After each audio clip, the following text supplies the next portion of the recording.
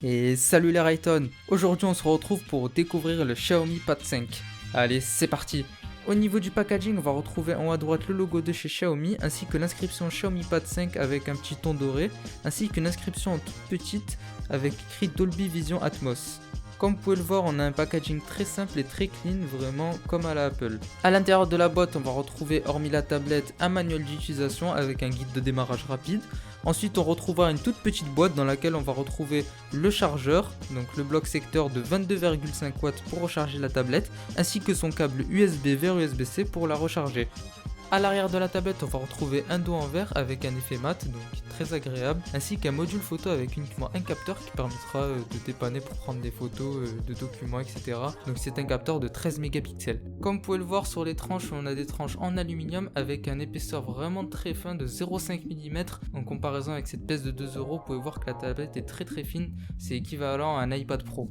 Au niveau du bas, on va retrouver deux haut-parleurs, un micro, un port USB-C ainsi que deux bandes pour réceptionner le Wi-Fi. Sur le haut, on va retrouver pareil que sur le bas à peu près avec deux haut-parleurs, un micro ainsi que deux bandes pour le Wi-Fi. Ensuite, on va retrouver sur le côté gauche juste 3 pins pour pouvoir brancher le clavier de chez Xiaomi. Sur le côté droit, on va retrouver le bouton volume plus, volume moins ainsi qu'un port magnétique pour pouvoir connecter le stylet et le recharger sans fil à la tablette. Bien sûr, sur le haut, vous avez le bouton power.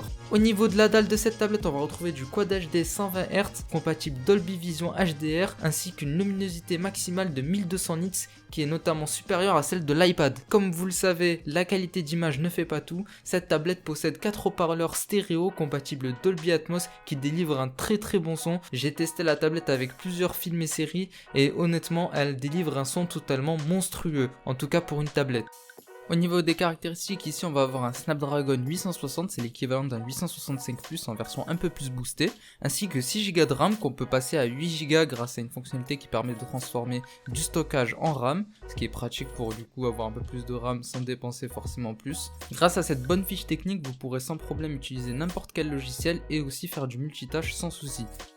Au niveau du gaming, avec cette tablette, vous pourrez faire tourner bien sûr tous les jeux sans problème en très bonne qualité, en tout cas pour la plupart. Ici, j'ai lancé Dead Cells en 120 Hz, donc j'ai pu profiter pleinement de l'écran. Ensuite, on a pu lancer Fortnite. Ici, j'ai mis les graphismes tout en bas parce que déjà au début, il commençait à laguer, donc j'ai dit on va mettre tout en bas pour voir un peu si ça reste fluide. Honnêtement, je vous le dis clairement, Fortnite, c'est pas fait pour cette tablette et du coup pour les autres smartphones qui ont un Snapdragon 860 parce que vraiment le jeu il est pas fluide du tout. Il y a des lags de partout, c'est quasiment injouable, même à la manette, j'ai pas réussi. Au niveau de Genshin, donc j'ai pu lancer Genshin, j'ai mis tout en faible à 60 fps et honnêtement le jeu est très agréable à jouer. Bon bien sûr c'est en faible mais ça reste jouable et honnêtement j'ai pu en profiter pleinement contrairement à Fortnite où lui c'est vraiment injouable et il n'y a aucun plaisir à jouer à un jeu qui lag autant que Fortnite. Donc voilà, en tout cas pour les jeux du style Genshin ou même Dead Cells, voire des Call of, j'ai pas testé Call of mais je sais très bien qu'il va tourner sans problème parce qu'il est très bien optimisé, voire même PUBG Mobile, vous allez tous les faire tourner sans souci. Bien sûr faudra régler les graphismes en fonction de la gourmandise du jeu au niveau des ressources, mais honnêtement ça passera sans problème.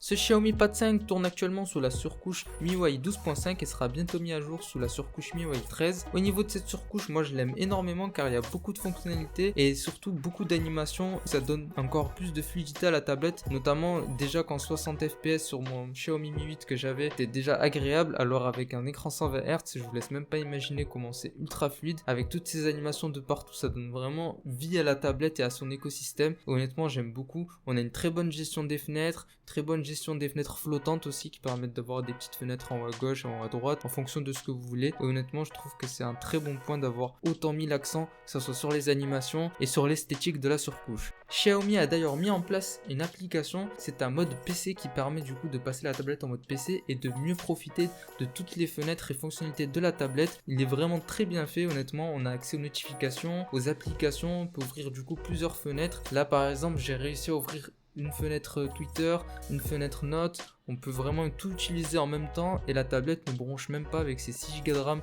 Comme je vous l'ai dit, on peut les monter à 8, donc vraiment honnêtement ce mode PC est très profitable pour cette tablette et honnêtement on peut même se dire à ce niveau là si ça vaut pas le coup plutôt de prendre une tablette comme ça qu'un PC portable qui coûte plus cher et surtout qui a moins bonne autonomie, car honnêtement l'autonomie de cette tablette, je vous le dis, elle est très bonne, même si elle n'a pas une batterie de 10 000 mAh, c'est une batterie de 8750 mAh mais avec une charge rapide de 22,5 watts, honnêtement vous avez une batterie déjà qui tient tient très bien la journée. Et si jamais vous avez un petit coup de barre pendant la journée, vous la branchez juste 15 minutes, 20 minutes et vous gagnez déjà 30%. Donc honnêtement, ça vaut largement le coup.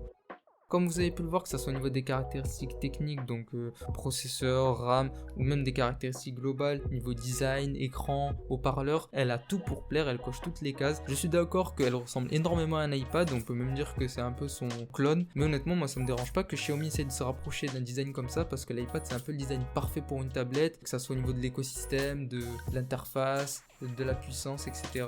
Certes, on n'aura jamais la même puissance qu'un iPad, mais si on peut se rapprocher, que ce soit juste au niveau de l'écosystème, parce que c'est vraiment le truc qui peine énormément sur les tablettes Android, c'est le fait qu'on a juste l'impression d'avoir un smartphone de 11 pouces quoi. Il n'y a pas d'optimisation pour l'interface au niveau du mode paysage pour une tablette. Vraiment, on utilise un smartphone géant, donc c'est ça qui fait que beaucoup de monde n'achète pas de tablette Android parce qu'elles sont pas optimisées pour. Il y a beaucoup de marques qui essayent de faire ça, donc de l'optimiser comme Samsung, mais leurs tablettes sont 300 € plus chères que celle-ci. Celle-ci, elle est à 340, honnêtement, pour son prix là, vraiment, c'est la meilleure tablette que j'ai connue actuellement. Il n'y a pas mieux, vraiment, pour le prix, c'est la meilleure tablette Android. Donc voilà les Raytons, c'est la fin de cette vidéo, j'espère qu'elle vous aura plu. J'ai d'autres vidéos qui arrivent, notamment une vidéo setup, donc si vous n'êtes pas abonné, n'hésitez pas à vous abonner pour la voir. Honnêtement, je pense que vous serez pas déçus. Donc voilà, c'est tout ce que j'avais à dire, n'hésitez pas à liker, à vous abonner et à partager. C'était Zenitsu, peace.